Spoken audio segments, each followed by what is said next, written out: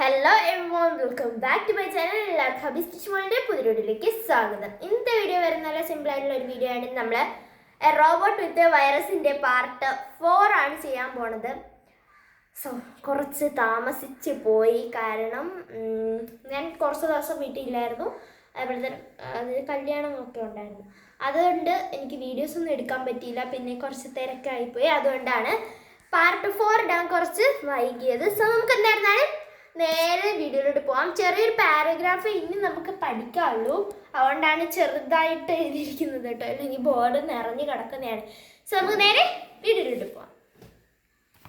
Okay, first തന്നെ നമ്മൾ ഇവിടെ പഠിച്ചു നിർത്തിയത് it had been programmed extremely well. അതായത് 12ാമത്തെ പേജ് ഫുള്ള് നമ്മൾ പഠിച്ചിട്ടുണ്ട്.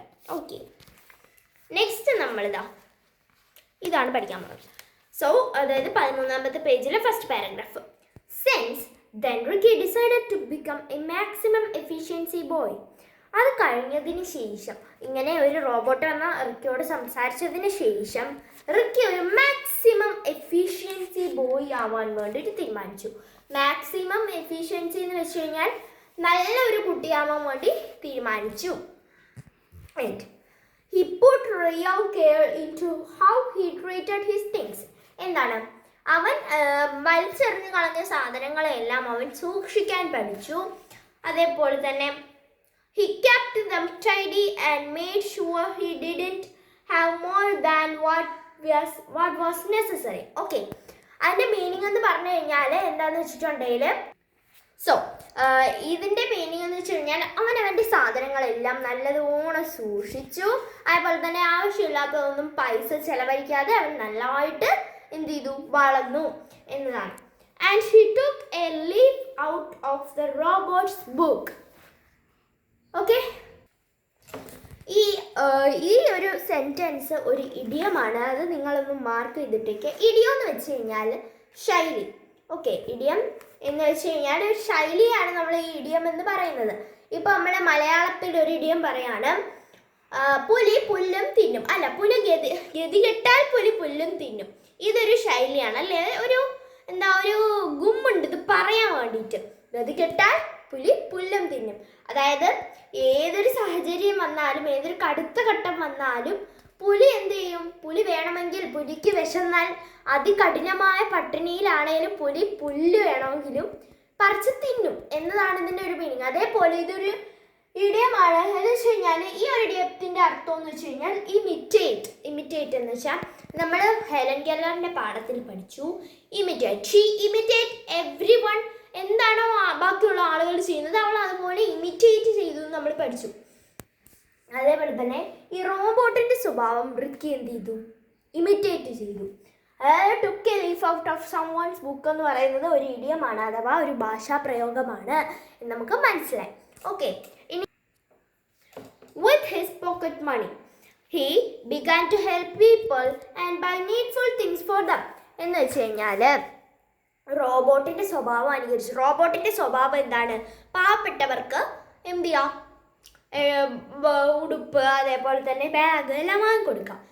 അതെല്ലാം റിക്കി അവൻ്റെ സ്വന്തം പോക്കറ്റ് മണി കൊണ്ട് ചെയ്യാൻ തുടങ്ങി. അവർക്ക് വേണ്ടി ഒരുപാട് അവർക്ക് വേണ്ട സാധനങ്ങൾ വാങ്ങിക്കൊടുക്കാനും തുടങ്ങി. അപ്പോൾ ഇന്നത്തെ ഈ ഒരു കഥ ഇത്രയേ ഉള്ളൂ കേട്ടോ, ഇവിടെ വെച്ച് അവസാനിക്കുകയാണ്. ഓക്കെ, അപ്പോൾ നമ്മൾ റിക്കിയുടെ സ്വഭാവം എങ്ങനെയാണ് ഒരു റോബോട്ട് വന്ന് മാറ്റിയതെന്ന് നമ്മൾ പഠിച്ചു. ഇനി നമുക്ക്, ഞാൻ ആദ്യത്തെ പാട്ടിൽ പറഞ്ഞിട്ടുണ്ടായിരുന്നു പെട്രോ പാബ്ലോ സാക്രിസ്റ്റ്യൻ എന്ന് പറയുന്ന ആളെ പറ്റിയിട്ട് നമുക്ക് ലാസ്റ്റ് പാർട്ടിൽ ഈ പാഠം കഴിയുമ്പോൾ നമുക്ക് പഠിക്കാം. സോ അതാണ് നമ്മളിത് പഠിക്കാൻ വേണ്ടിയിട്ട് പോണത്, പെട്രോ പാബ്ലോ സാക്രിസ്റ്റ്യൻ. സോ ഇനി അദ്ദേഹം ജനിച്ചത് എപ്പോഴാണെന്ന് പറഞ്ഞുതരാം. Born in Madrid, Spain in 1973. 1973 സ്പെയിനിലെ മാഡ്രിഡിലാണ് അദ്ദേഹം ജനിക്കുന്നത്. എഡ്യൂക്കേഷൻ എന്ന് പറയുന്നത് എയറോനോട്ടിക്കൽ എഞ്ചിനീയറിംഗും മാസ്റ്റേഴ്സ് ഡിഗ്രി ഇൻ മാനേജ്മെൻറ്റും. ഇനി ഫേമസ് വർക്ക്സ്, അതായത്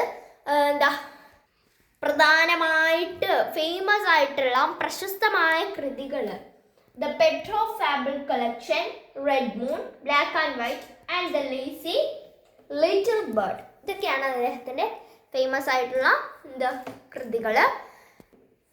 സോ ഇന്നത്തെ ഈ ഒരു വീഡിയോ ഇത്രയേ ഉള്ളൂ. എല്ലാവർക്കും ഇഷ്ടപ്പെട്ടെന്ന് വിചാരിക്കുന്നു. പിന്നെ അടുത്ത ക്ലാസ്സുകളിലൊക്കെ ആയിട്ട് നമുക്ക് ആക്ടിവിറ്റീസ് ചെയ്യാം. ആക്ടിവിറ്റീസ് കഴിഞ്ഞാൽ ഉടനെ നമുക്ക് അടുത്ത പാഠത്തിലോട്ട് പോവാം. ഓക്കെ, ഈ ഒരു വെക്കേഷന് തന്നെ ഞാൻ എന്ത് ചെയ്തു, എൻ്റെ ഒരു സ്വപ്നം അച്ചീവ് ചെയ്തു ഗായ്സ്. എന്താണെന്ന് വെച്ച് കഴിഞ്ഞാൽ എനിക്ക് ഭയങ്കര ആഗ്രഹമായിരുന്നു ഇങ്ങനെ ടീച്ചറാവണം, പഠിപ്പിക്കണം എന്നൊക്കെയുള്ളത്. അത് ഞാൻ ഒരു യൂട്യൂബ് ചാനലിലൂടെ നേടിയെടുത്തു. സോ നിങ്ങളെല്ലാവരും സപ്പോർട്ട് ചെയ്യുക. നമ്മൾ 200 സബ്സ്ക്രൈബേഴ്സ് ആവാറായിട്ടുണ്ട്. 192 ഇത്ര എങ്ങാണ്ട് ആയിട്ടുണ്ട് കേട്ടോ. അപ്പോൾ എന്തായിരുന്നാലും എല്ലാവരും സപ്പോർട്ട് ചെയ്തതിന് ഒരുപാട് താങ്ക്സ്. പിന്നെ എനിക്കറിയാവുന്നവരും ഒരുപാട് പേര് എന്നെ സപ്പോർട്ട് ചെയ്യുന്നുണ്ട്. പിന്നെ എനിക്കറിയാത്തവരും കൂടുതൽ പേരും എന്നെ സപ്പോർട്ട് ചെയ്യുന്നുണ്ട്. So thank you. പിന്നെന്താ, നിങ്ങൾക്ക് ഞാൻ പഠിപ്പിക്കുന്നതിൽ എന്തെങ്കിലും പോരായ്മ തോന്നുന്നുണ്ടെങ്കിൽ നിങ്ങൾക്ക് തന്നെ മെസ്സേജ് ചെയ്ത് എൻ്റെ അതൊന്ന് തിരുത്താം. പിന്നെ നമുക്ക് പറ്റുന്നിടത്തോളം ഈ ഒരു പാർട്ട് 1 ഈ വെക്കേഷനിൽ തന്നെ തീർക്കാൻ നമുക്ക് നോക്കാം. ഓക്കെ, എന്തായിരുന്നാലും തീരില്ല, എന്നാലും നമുക്ക് ശ്രമിക്കാം. സോ ഓക്കെ, അപ്പോൾ എല്ലാവരും ഒന്ന് സപ്പോർട്ട് ചെയ്യുക. ഞാനിടുന്ന വ്ളോഗ്സ്, ഇപ്പോൾ ഞാനിടുന്ന വീഡിയോസിനൊന്നും അങ്ങനെ വ്യൂസ് അങ്ങോട്ട് കിട്ടാറില്ല. എന്തായിരുന്നാലും ഒന്ന് കണ്ട് സഹായിക്കുക. 2 മിനിറ്റ് ആണെങ്കിലും ഓക്കെ, ഒന്ന് കണ്ടാൽ മതി. സോ ഓക്കെ, അപ്പോൾ ഇന്നത്തെ വീഡിയോ ഇത്രയുള്ളൂ. എല്ലാവർക്കും ഇഷ്ടപ്പെടുന്ന ഇഷ്ടമാണെങ്കിൽ സബ്സ്ക്രൈബ് ചെയ്യുക, സപ്പോർട്ട് ചെയ്യുക. അപ്പോൾ ഇത്രയുള്ളൂ. ബൈ.